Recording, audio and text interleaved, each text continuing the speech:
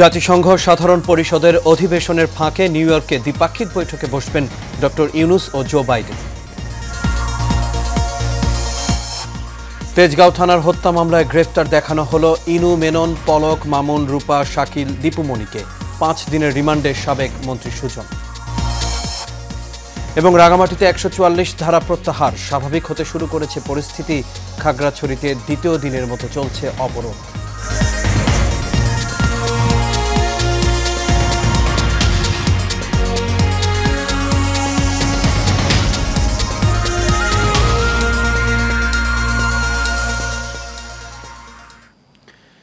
সবাইকে স্বাগত এশিয়ান নিউজে। দর্শক, পুরো সংবাদ জুড়ে আপনাদের সঙ্গে আছি আমি আনোয়ার রাজা। এখন শুনছিলেন বিআরবি কেবল ইন্ডাস্ট্রিজ লিমিটেড সংবাদ শিরোনাম।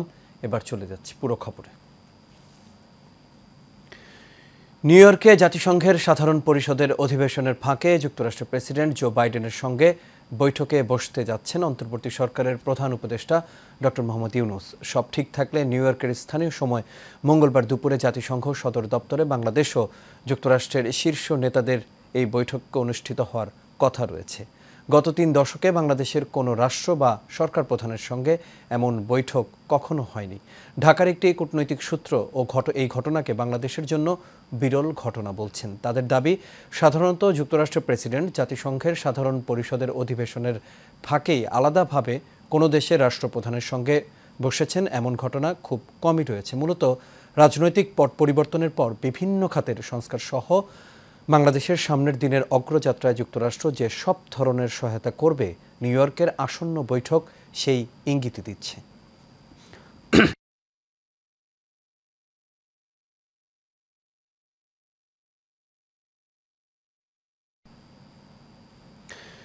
রিমান্ড শেষে আদালতে নেওয়া হয়েছে জাতীয় সমাজতান্ত্রিক দলের সভাপতি ও সাবেক মন্ত্রী হাসানুল হক ইনু, সাবেক সমাজ কল্যাণ মন্ত্রী দীপুমণি, সাবেক টেলিযোগাযোগ ও তথ্য প্রযুক্তি প্রতিমন্ত্রী জুনায়েদ আহমেদ পলক ও সাবেক পুলিশের ইন্সপেক্টর জেনারেল চৌধুরী আবদুল্লাহ আল মামুনকে। সকালে তাদের ঢাকার সিএমএম আদালতে তোলা হয়। আইডিয়াল কলেজের শিক্ষার্থী খালিদ হাসান সাইফুল্লাহ হত্যার অভিযোগের মামলায় সাবেক তথ্যমন্ত্রী ও জাতীয় সমাজতান্ত্রিক দলের সভাপতি হাসানুল হক ইনু তৃতীয় দফায় রিমান্ডে ছিলেন।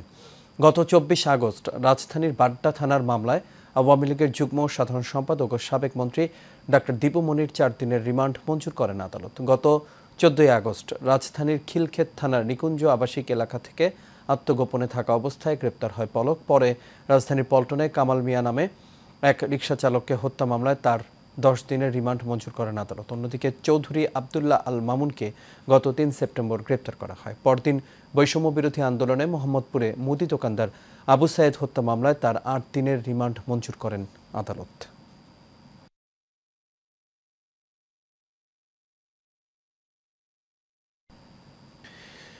এদিকে রাজধানীর যাত্রাবাড়ী থানার এক হত্যা মামলায় সাবেক রেলপথ মন্ত্রী নুরুল ইসলাম সুজনের 5 দিনের রিমান্ড মঞ্জুর করেছেন আদালত। সকালে ঢাকা মেট্রোপলিটন ম্যাজিস্ট্রেট সাদ্দাম হোসেনের আদালত এই রিমান্ড মঞ্জুর করেন। গত 16 সেপ্টেম্বর রাতে রাজধানীর শ্যামলীর বাংলাদেশ স্পেশালাইজড হাসপাতালের 833 নম্বর রুম থেকে নুরুল ইসলামকে গ্রেপ্তার করে পুলিশ। পরদিন দুপুরে ইমরান হাসান নামে এক শিক্ষার্থী গুলিতে নিহতের মামলায় সাবেক রেলমন্ত্রী নুরুল ইসলামের 5 দিনের রিমান্ড আবেদন করলে আদালত 3 দিনের রিমান্ডের আদেশ দেন। বিকেলে এই মামলায় তার উচ্চ আদালতে জামিন শুনানি হয়েছে, যা আদেশের জন্য রয়েছে জানিয়ে রিমান্ড বাতিলের আবেদন করেন তার আইনজীবী। বিকেলে শুনানি শেষে আদালত তার রিমান্ড স্থগিত করেন।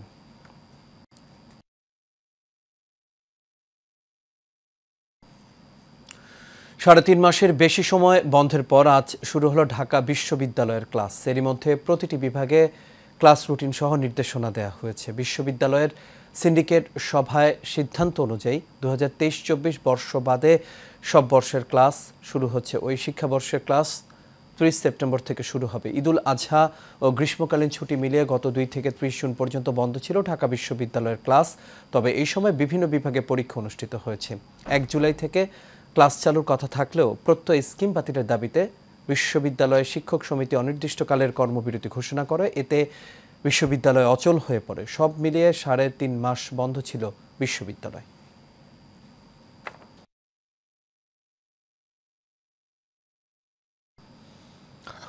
পার্বত্য চট্টগ্রামের রাঙামাটি ও খাগড়াছড়িতে দ্বিতীয় দিনের মতো চলছে অবরোধ ও ধর্মঘট। বন্ধ রয়েছে শহরের গণপরিবহন চলাচল, কিন্তু রাঙ্গামাটিতে 144 ধারা উঠিয়ে ফেলা হয়েছে। আজও রাঙ্গামাটি থেকে ছেড়ে যায়নি কোনো দূরপাল্লার বাস। বন্ধ রয়েছে আন্তজেলা বাস চলাচলও। শহরের বাজার শপিং মলগুলোতে বন্ধ রয়েছে। শহরের সড়কে যান চলাচল একেবারেই কম। খোলেনি কোনো দোকানপাট, শপিং মলও। রাস্তার মোড়ে মোড়ে আইনশৃঙ্খলা রক্ষাকারী বাহিনী সতর্ক অবস্থানে রয়েছে।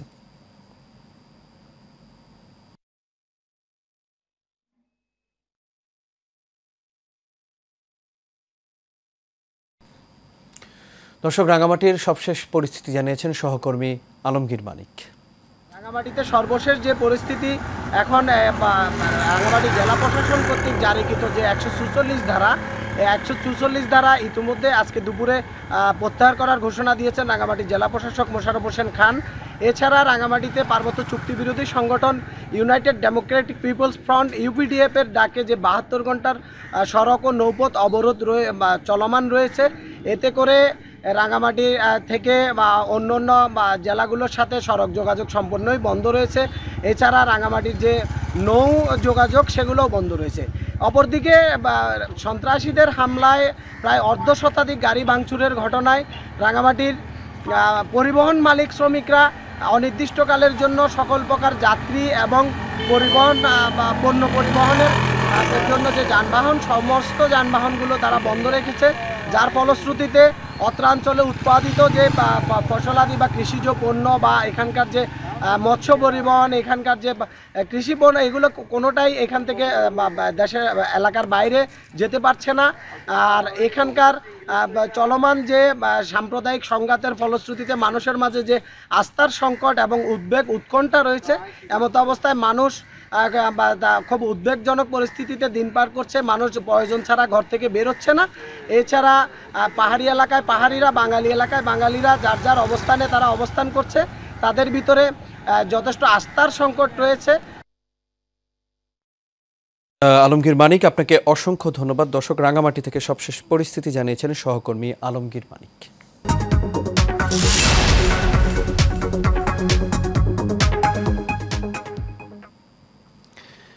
আধুনিক মালচিং পদ্ধতিতে সবজি আবাদ করে লাভবান হচ্ছেন রাজবাড়ীর কৃষক। এই পদ্ধতিতে ফলন ও সবজির মান ভালো থাকায় বাজারে চাহিদা ও দাম দুটোই বেশি, যেই কারণে বাড়ছে কৃষকের আগ্রহ। কৃষি বিভাগ বলছে মালচিং বা মাচা পদ্ধতিতে আনুপাতিক হারে খরচ কম, তাই এই পদ্ধতি ব্যবহারে কৃষককে দেওয়া হচ্ছে নানা ধরনের পরামর্শ, প্রণোদনা।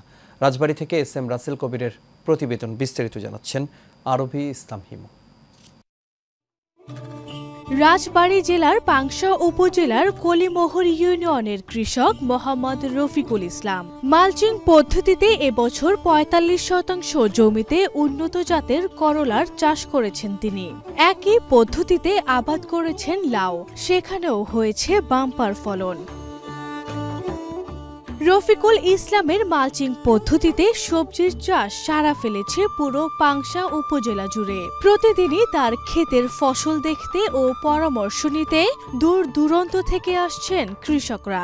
এখানে বিষ মুক্ত মনে করেন যে আমি সবজি আবাদ করছি, কলার জমিতে ইন টোটাল খরচ হয় ৭০ থেকে ৮০ হাজার টাকা খরচ হবে। তাতে আমি আশা করছি ইনশাল্লাহ এখান থেকে আমার ২ লক্ষ টাকার বেশি আসবে। এগুলো তো অনেক চাহিদা, শুধু জৈব সার দিয়ে উৎপাদন করা হয়, এর জন্য এই সবজির বেশি চাহিদা অনেক। প্রতিনিয়ত আসি কথাবার্তা বলি এবং তাদেরকে উদ্বুদ্ধ করি বিষমুক্ত সবজি চাষ করার জন্য। এদিকে আধুনিক এই পদ্ধতির ব্যবহার পোকামাকড় দমন ও উচ্চ ফলনশীল সবজির আবাদে খোঁজ রাখছেন কৃষি কর্মকর্তারা। ৯-১০টি প্রদর্শনী আমরা এই মালচিং ফিল্মের মাধ্যমে করেছি এবং সেখান থেকে অলরেডি আমাদের কৃষকরা প্রতিদিন ৪-৫ মণ করে বেগুন, ৩-৪ মণ করে করলা এবং লাউ হারভেস্ট শুরু করেছে। আমরা আশাবাদ ব্যক্ত করছি যে পাংশা উপজেলায় এটা একটি সাড়া ফেলবে। কৃষি অধিদপ্তরের তথ্য মতে এবছর রাজবাড়ী জেলায় ৩,৩৫০ হেক্টর জমিতে সবজির আবাদ হয়েছে। আরবি ইসলাম হিমু, এশিয়ান টেলিভিশন।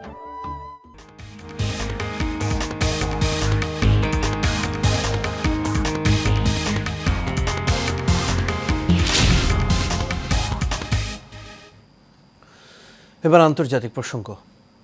শ্রীলঙ্কায় প্রেসিডেন্ট নির্বাচনের ভোট গ্রহণ শেষ হয়েছে। চলমান অর্থনৈতিক সংকটের মধ্যে অনুষ্ঠিত এই নির্বাচনে এখন চলছে ভোট গণনা। আর প্রাথমিক ভোট গণনায় এগিয়ে রয়েছেন অনুরা কুমারা দিশানায়কে। মার্ক্সবাদ প্রবণ এই নেতা দক্ষিণ এশিয়ার এই দেশটির বাম জোটের নেতা। রোববার এক প্রতিবেদনে এই তথ্য জানিয়েছে বার্তা সংস্থা রয়টার্স।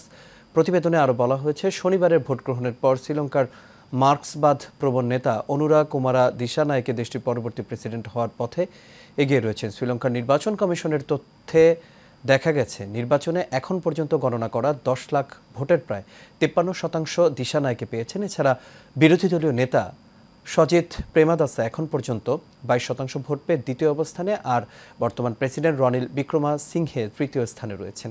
এর আগে 2022 সালের জুলাই মাসে পদত্যাগ করে দেশ ছেড়ে পালান গোতাবায়া। তবে দেশ ত্যাগের আগে রনিল বিক্রমাসিংহকে ভারপ্রাপ্ত প্রেসিডেন্ট হিসেবে নিয়োগ দিয়ে গিয়েছিলেন তিনি। কেন্দ্রীয় ক্রীড়া সম্পাদক শওকত আলী দিদারকে নির্মমভাবে হত্যার প্রতিবাদে বিক্ষোভ মিছিল করেছে পল্লবী থানা স্বেচ্ছাসেবক দল, ঢাকা মহানগর উত্তর। সকালে মিরপুর 11 নম্বরে এই বিক্ষোভ মিছিল অনুষ্ঠিত হয়। তাদের দাবি, অপরাধীদের অতি দ্রুত আইনের আওতায় এনে দৃষ্টান্তমূলক শাস্তি দিতে হবে। এ সময় উপস্থিত ছিলেন মাসুদুর রহমান, মেহেদী হাসান বাবু, আব্দুর রহিম, পলাশ মোল্লা সহ ওমর ফারুক সহ আরও অনেকে।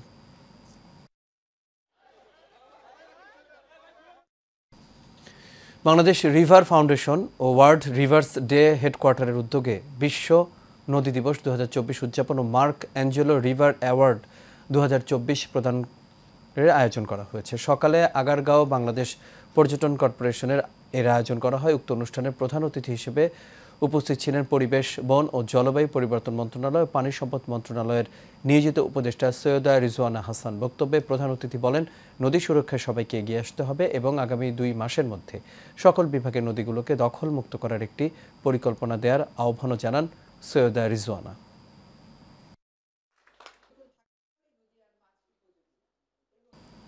আর এরই সাথে শেষ করবে এশিয়া নিউজ। তবে যাবার আগে বিআরবি কেবল ইন্ডাস্ট্রিজ লিমিটেড সংবাদ শিরোনামগুলো দেখে নেব দর্শক আরও একবার।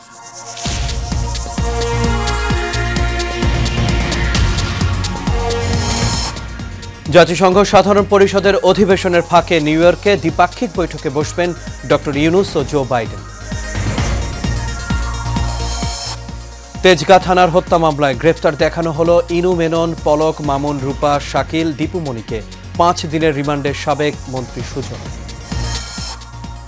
এবং রাঙামাটিতে 144 ধারা প্রত্যাহার, স্বাভাবিক হতে শুরু করেছে পরিস্থিতি। খাগড়াছড়িতে দ্বিতীয় দিনের মতো চলছে অবরোধ।